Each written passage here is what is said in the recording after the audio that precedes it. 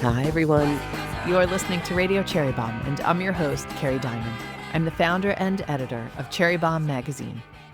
Today's guest is Tracy Malechek-Ezekiel, the chef and co-owner of Birdies in Austin. It's one of the most celebrated restaurants in the country for good reason. Great food and great service.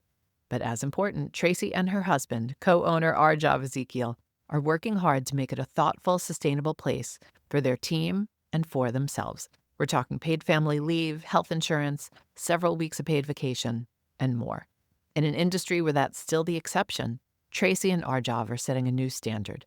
It's one of the reasons Tracy is on our 2025 Power List, which you can find on cherrybombe.com and in our latest issue. Stay tuned for my chat with Tracy. Today's episode is presented by Visa and OpenTable. Want a chance to nab that impossible-to-get reservation or be among the first at a buzzy new opening? OpenTable and Visa have teamed up to make your dining dreams come true. With the Visa Dining Collection, eligible Visa credit card holders in the U.S., Canada, and Mexico get access to coveted primetime reservations and culinary events through OpenTable. We're talking local legends, critical darlings, and award-winning restaurants at the times you actually want to eat. And that's not all. The Visa Dining Collection also includes special experiences like chef collabs, preview dinners, and celebrations spotlighting incredible women in food.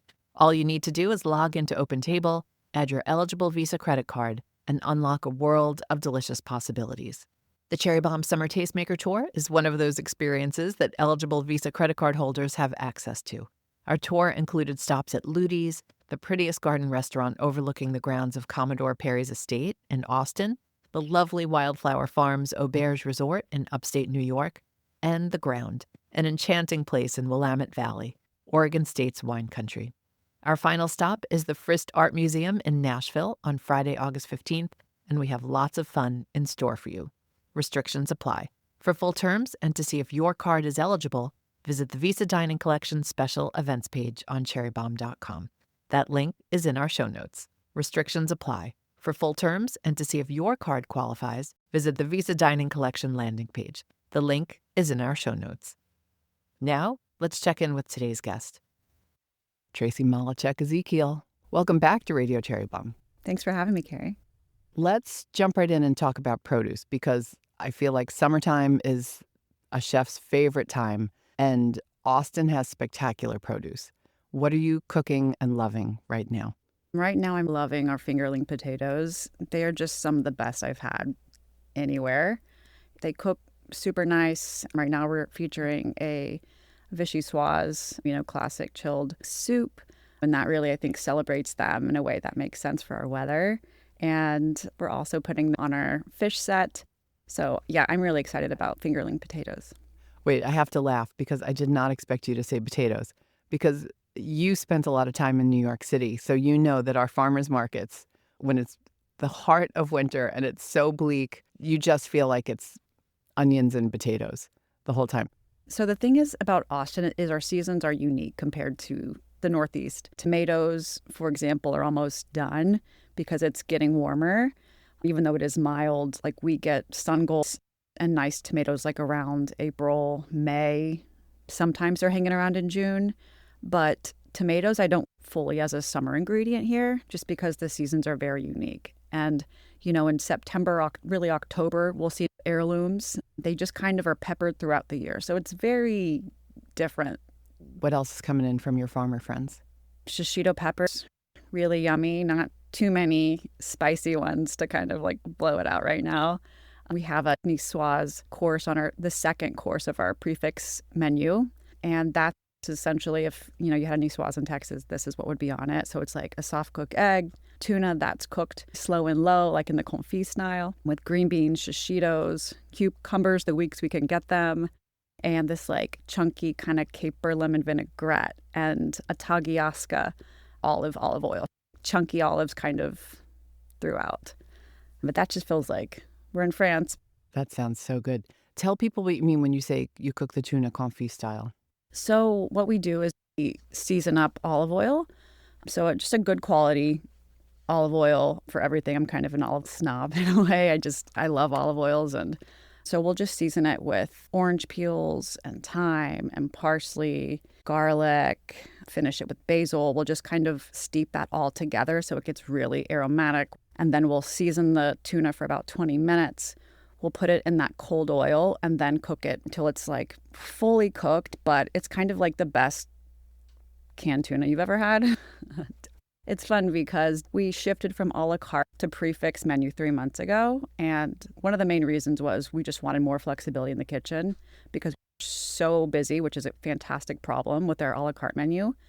And we were like, what if we go to prefix? We can kind of play around with techniques and do new things. So last menu, we were hot smoking fish. And this menu, we're cooking, tuna confit. And it's just fun to kind of see what else we can do.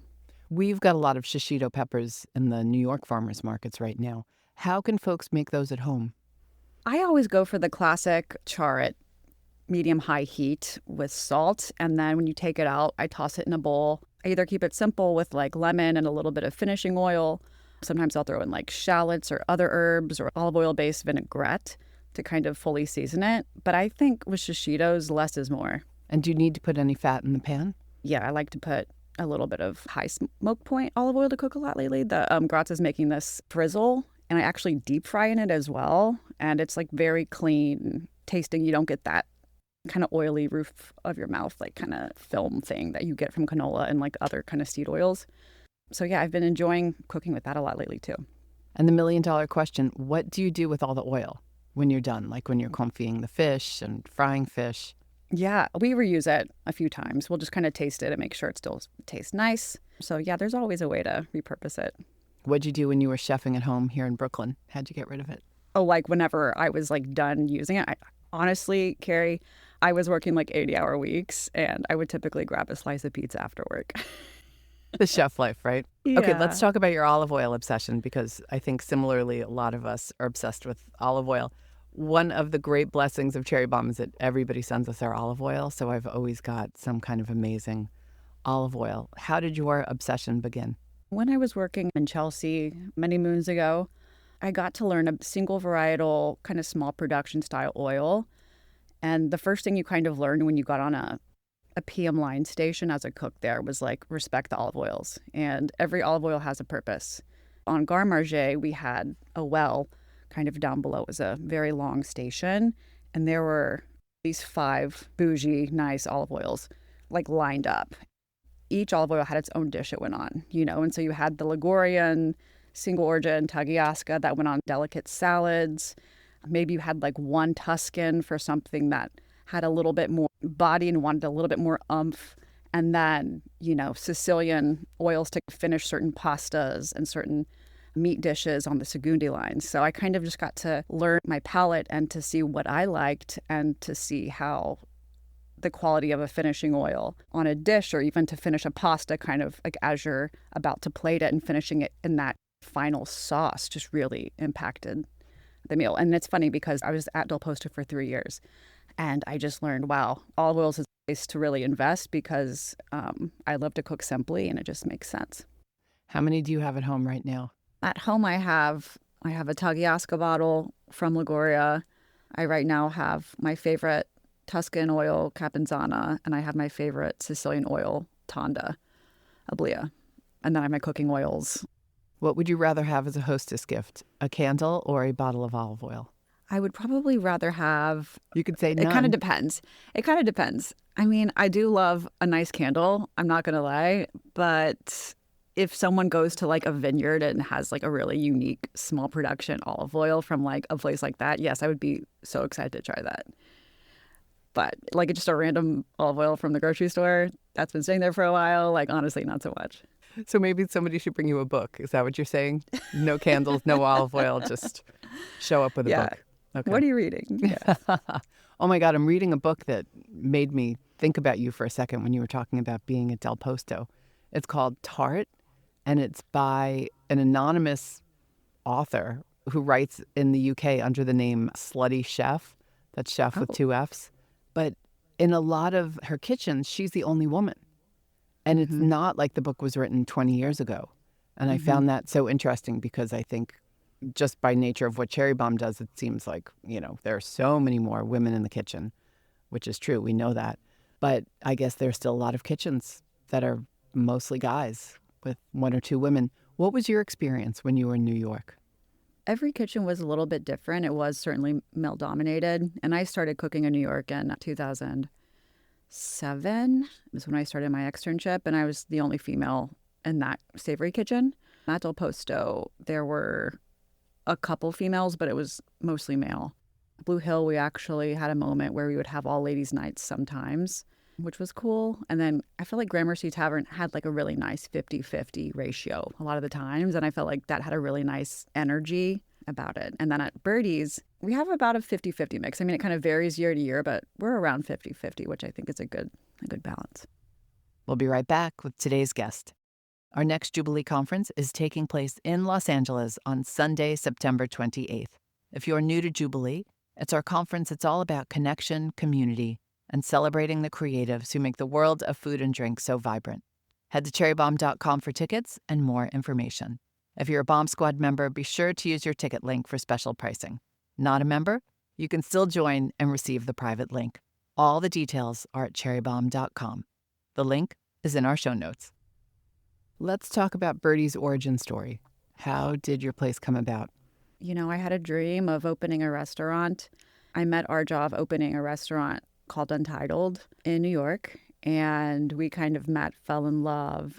We're very aligned with what we wanted to do professionally. You two met at Untitled, which was the restaurant at the Whitney, the new Whitney. Some folks might remember that. It's on the west side of New York and a beautiful restaurant. So you started working together. Did you start dating? So Arjav and I became really good friends. We both lived in the East Village. We would take the L train home at night, home together, walk home. We were friends into more. And then we realized we wanted to open a restaurant together and really have a life together.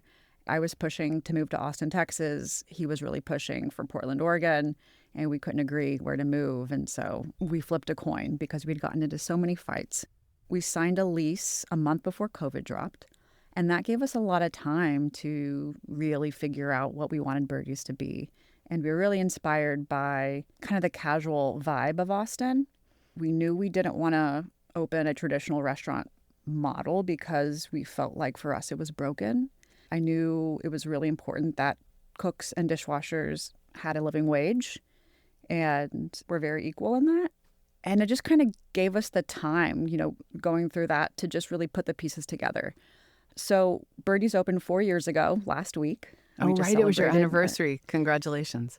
Thank you so much. And yeah, we're a counter service restaurant really as a response to what I felt like was I learned so much working in fine dining and had an amazing education, but I also felt like a lot of things weren't right about it. And we had a responsibility and an opportunity to do them. So that was just really, really important for us that we can have a sustainable model, offer insurance. We close for a month a year and pay our team, actually a little bit more because we pepper in breaks throughout the year when we're just feeling wiped out. And really having a lean labor team allows us to do that. And our cooks and dishwashers and everybody just makes a healthy living wage. And it feels really good. When you two met at Untitled, that was a Danny Meyer restaurant. Danny is well known in hospitality circles for, being one of the deeper thinkers about restaurants, that a restaurant's just not a restaurant. And all his writings, his book, Setting the Table, I know has been an important book for so many chefs and restaurateurs. Did working for Danny Meyer start you thinking this way, or was it a process and you just picked up bits and pieces of knowledge and wisdom at all the places you worked? I think throughout your career, no matter what career you decide to go in, you're always learning things that are amazing, and you're also learning things that you don't want to do for yourself one day. I think just the entire time I was like, ooh, that technique is really smart. I'm going to use that. And, oh, that communication moment was not good. I will not do that. When I'm a leader, I think you're just kind of like collecting information as you go. And I certainly learned a lot from working at Union Square Hospitality Group, Danny Meyer's group. And with Mike Anthony, I was with them for 5 years between Gramercy Tavern and Untitled. Coming to Austin, it's just a great city for entrepreneurs, and you can kind of just do whatever you want in a way that you can't necessarily do in a city like New York, because there's just a lot of structure and things you can't always get through in wanting to be a creative. And I think certain laws were put into place for a certain reason to protect people, which is amazing. But I think they should really look at revisiting a lot of them. Things like tipping out cooks and dishwashers in New York, you can't really do unless you're interacting with them for more than 50% of the time. And I don't know, Austin doesn't have that rule. I think working with someone like Danny and kind of seeing how he worked, it's first and foremost leading with kindness. And that's a big part of who we are at Birdies. But also working with other people, you know, Brooks Headley at Del Posto, like, who is punk rock and like, I'm going to put vegetables in dessert, not because it's weird, but because it's delicious. And I'm going to think for myself. And I think just being around people who are really brilliant, it empowered me to just be who I want to be. So you're getting ready to open Birdies. Walk us through the opening of the restaurant. Did you have any concern about how Austin would receive Birdies? Because it seems from the outside that you were a hit immediately. Thank you.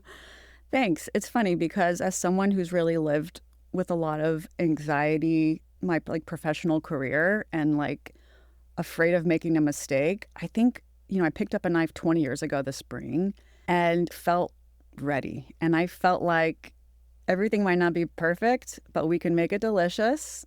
The team in the dining room is hospitable and warm. And I think it's going to be personal. And I think I was more confident in my life than I'd ever been opening Birdies, even though it was, yes, a little chaotic. I don't really recipe test. So we were just kind of going for it, but it was still organized enough that it flowed.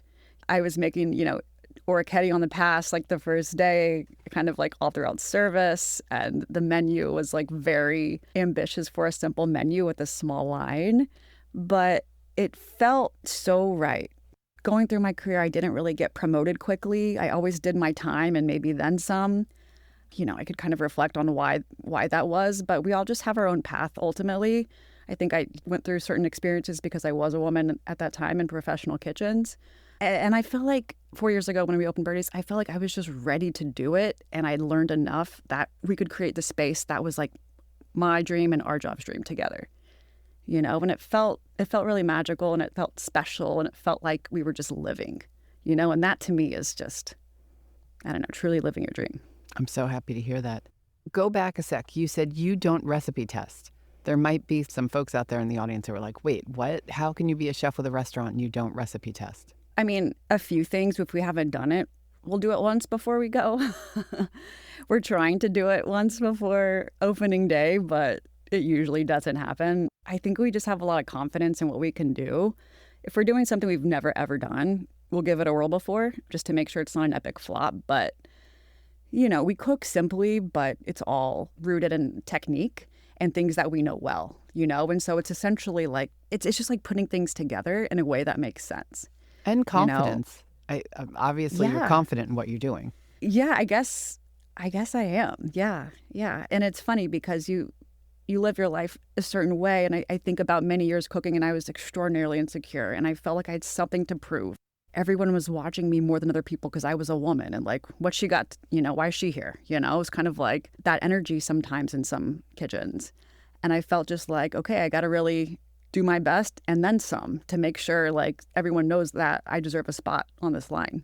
Did that for so long that it just was baked into me that like, oh yeah, I know what I'm doing, you know? And at Birdies, like I have a lot of confidence that like we're going to figure it out. We have an amazing team of humans who are talented and smart with great palates, who are passionate and driven and kind that, you know, we all want to be together. So I just have confidence we're going to figure it out together. Let's talk about the switch from an a la carte menu to a set menu. Do you feel like that's less fun for you? I know there are economic reasons for doing that and organizational reasons. I think it's more fun. I think, you know, the first week, just like the first week of any new menu, it's stressful. And the week before, as you're preparing for it and writing new, you know, prep sheets and allergy sheets and getting things together, I think it's a lot of work that week before and tasting together and training your team to make sure they understand, you know, what they're looking for. And even within, you know, our menus are around a month each.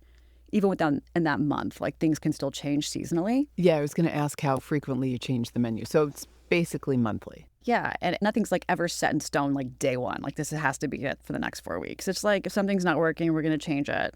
If cucumbers are out of season, we'll shift to green beans or whatever that evolution is naturally. having the prefix menu really just gives us more flexibility in terms of what we can cook. So that feels really nice to be able to express ourselves in a more creative way. How has that helped you from an economic point of view?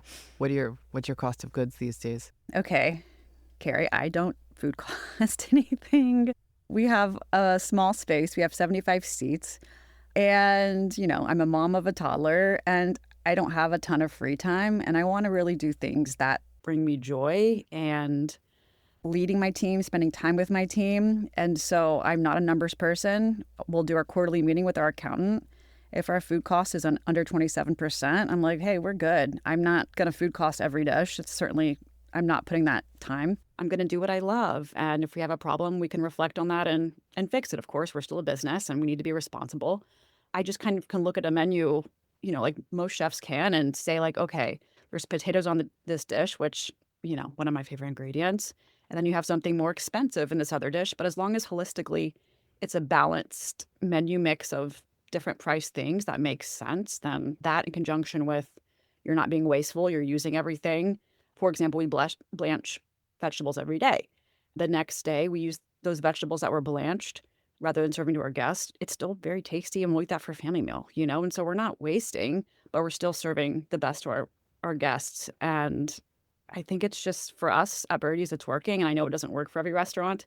And I'm not saying everyone should roll like that, but Birdies is a unique place. I think when you have a small menu that changes so much, like food costing is a little bit different game. Let's talk about the decision to start taking reservations, because Birdies has not been a restaurant where you can make reservations. You pretty much just show up and wait your turn. So we're still very much a counter service restaurant. First and foremost, we're not changing that. But we did partner with Open Table and are really excited to offer a couple tables a night, month out. So that way, if someone is planning for a special occasion, they can look on the platform and hopefully can get in so they don't, if there's a line that night, they don't have to wait. But we also want to encourage people and know that there's only a couple reservations available per night. So if we're booked through those 2 reservations, you can still show up and you can still get in. That's going to be a very coveted reservation. So you said a month out, you open the books for the Yes. reservations? Okay, great. Well, folks, if your dream is to go to Birdies, set your alarm. But you can show up and get a table, pretty much. Yeah, you can still show up and get a table. Exactly. Okay. Friday, Saturdays, sometimes we have a wait. It kind of depends on the season. But Tuesday, Wednesday, Thursday, some nights people just walk on in. Good to know. I know this is sensitive, but you decided to have a baby, and that very much impacted your life in the kitchen. Can you talk about that journey a little bit? Yeah. So I was 39 when we opened Birdies. My husband and I, we tried to get pregnant. It wasn't happening for us for a few years. We did 6 IUIs, 2 IVFs. It was just a lot of drugs and, they have to put in your body that I really didn't know anything about IVF until I did it for myself.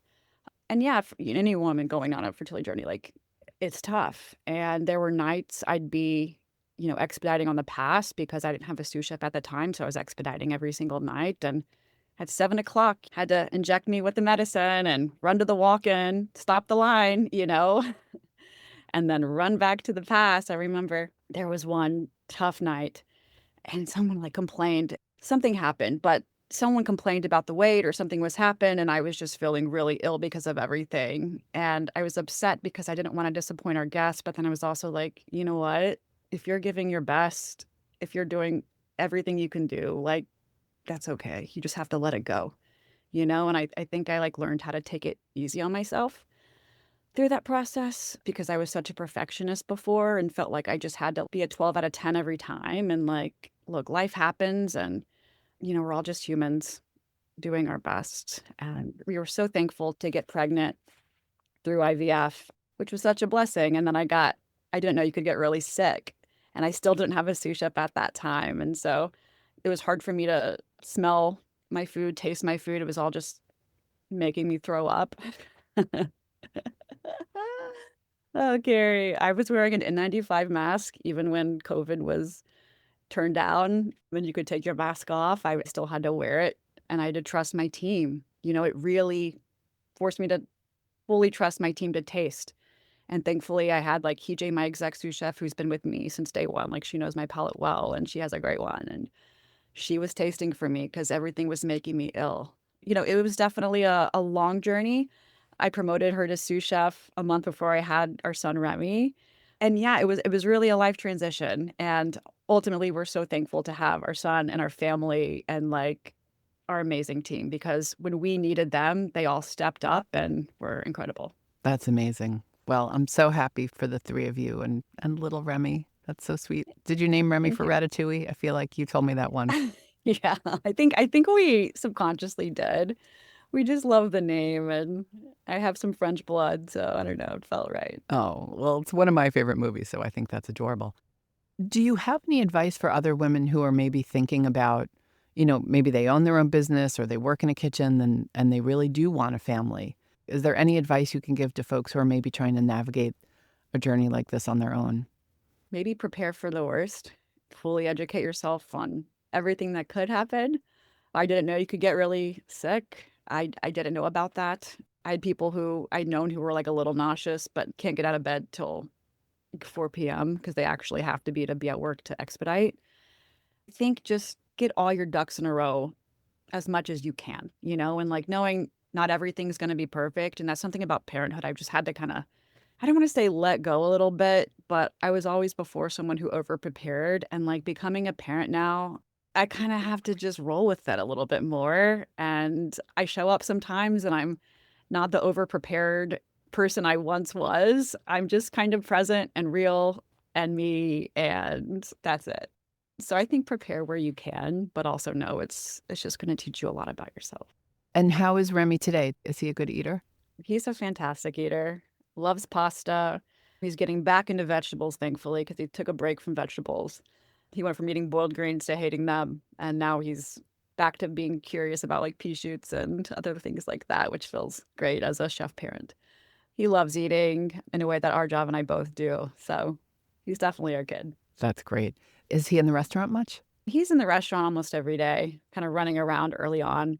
Sometimes he'll eat dinner at Birdies. We have a fusilli with basil pine nut pesto. It's a tongue twister. He calls it green paw. So he comes into Birdies, he's like, Mom, green paw. And then he wants ice cream. And some nights, the ice cream machine might be broken for a little bit because, we can't give him sugar every single day. But he loves it.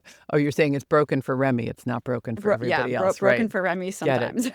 sometimes. Well, that'll work for a little while until he catches on. Well, I have you giving advice. We have to go back to when you said that you and your husband flipped a coin to decide whether you were going to move to Portland, where he's from, or Austin, where you wanted to go. I can't imagine flipping a coin to make such a monumental life decision. Were you prepared if it came up Portland? I was. I think we just got to this place of, we were fighting a lot about it. We were both very strong-minded. It was like, look, if we want to stay together, open this business, become married, we were engaged at that time, we're just going to have to make a choice and lean in, and that's it. I was ready to move to Portland. I thought Austin was a smarter place to move and just felt right in my heart for some reason, even though I love Portland. And yeah, it's worked out. I can't believe it. I feel like there's an advice book in there, Tracy. If you ever get tired of the chef thing, I feel like you can write an advice book called Flip a Coin. Yeah, I don't know. I've always kind of believed like a lot of going with your gut, and I don't know, just listening to yourself, I think is really important. And if not, flip a coin. And you two did not save the coin. You told me that. We should have saved the coin. You should have. I would have loved like if you walked in and there was a little, framed coin up there, and it's like the coin that started Brilliant. it all. That would have been great. Speaking of Portland, you did go to Portland, and you mentioned that you had something. Did you say it was a morel pizza? Yes. Okay, that's killing me. Where did you have that? Lovely's 50/50. I love it. We always go every time we're in Portland. No reservations. You just show up. So get there 5 or 10 minutes early, but it's fantastic. A lot of just kind of simply prepared seasonal vegetables that are really delicious. I love it. Wow. Tell us about that pizza, though, because I'm going to think about that pizza for a long time, even though I have not had it myself. Was it a white pie with morels on top? Yeah, it was a white pie with morels, and I'm typically a red pie kind of gal. So it takes a lot for me to say that was my favorite. I just think everything they do, though, is delicious and really lets the ingredients shine. And there's like the right amount of restraint shown through their cooking there. Ooh, but morels on pizza, that is like next level. Yeah. That is not an ingredient I've ever seen in Texas. Morels. No, we do not have them here. No morels. And what are you two doing this summer? Are you getting any time off? Yeah, so every August we close for 2.5 weeks and we're getting out of town. So Arjav and Remy and we're going to northern Italy. We're going to go to Venice, which we've never been to, so really excited to see that place. And we're staying in a little borough in the north that's a little bit off the beaten path, so it's not going to be complete tourist madness, I think, nonstop, which will be good. And then we're going to the Dolomites. We're just going to kind of explore that area and go to a vineyard or two. And I don't know, I'm just really excited to see that part of the country because I've never been. Have you been to the Dolomites? I have not, but I've been to Venice once. And I think it was October, and like the city was flooded. It was crazy. I'd never seen, but magical. It just feels like something out of a fairy tale. Got it. Yeah, I've heard sometimes it's amazing in the fall and then sometimes it floods. What else is on the itinerary? Parma for a few days and then wrapping up in Milan. And I've never been to Milan either. Well, that sounds amazing. Do you know all the places you're going to eat? We have a few reservations lined up. And yeah, I think the thing I'm most excited about Florida is just like the little grandma spots. And all of the regions are, a little bit different, even though they're only a few hours apart. I think it's just something so special about Italy and that some regions, in the north, polenta is the thing. It's not about pasta because wheat doesn't really grow there. And then, the mountain cuisine, you get the Swiss and the Austrian and a little German influence in the Northeast. I just think it's so cool how they all have their own mini culture within. So I'm excited to kind of learn and experience that and maybe bring back a piece to Birdies. Oh, gosh. I hope you share a little on social media because I want to follow along. And you might think I'm psychic, but I'm having a little bit of a premonition about your trip. Do you know what I see in your future? No. Olive oil. Oh, yes. I thought you were going to say like rental car disaster. No, I was like, I don't know, Kerry. I'm messing with you. Obviously, there's going to be a lot of olive oil in your future. Yes. And you'll probably bring some back. But no, that sounds like so much fun. Okay, we're running out of time. I'm going to ask you our final question that we ask everybody. You can't pick your husband. If you had to be trapped on a desert island with one food celebrity, who would it be and why? I would actually love to catch up with Danny Meyer because I don't know him well, but he was always very friendly, throughout the restaurants and he had a whole lot going on. But I would love to chat with him and continue to learn a lot and have a great conversation. Oh, I love that answer. That's a good Thanks. one. I've always wondered if Danny thinks about updating his book, Setting the Table. That's a great question. It's something that we give to Birdie's employees a lot if they haven't read it. And it's funny how so many different industries as well use that book. So yeah, it would be really cool for him to revisit it and see what's transpired since he wrote that. Tracy, what a gift to have you on the show a second time. I love talking to you. I have so much admiration for what you've built. I love your restaurant, and I appreciate you, sharing your personal story and being willing to give some advice too. Thank you so much for having me, Kerry. Appreciate you. That's it for today's show. If you find yourself in Austin, visit Birdies and say hello. In the meantime, if you're a fan of our show, be sure to follow us on Radio Cherry Bombe on Apple Podcasts, Spotify, or YouTube, and leave a rating and a review. Let me know who you'd like to hear next as a guest. I'd love to know your suggestions. Our theme song is by the band Tra La La. Special thanks to Good Studio in Brooklyn and the Studio Portland in Maine. Our producers are Catherine Baker and Jenna Sadu, and our talent guru is London Crenshaw. Thanks for listening, everybody. You're the bomb.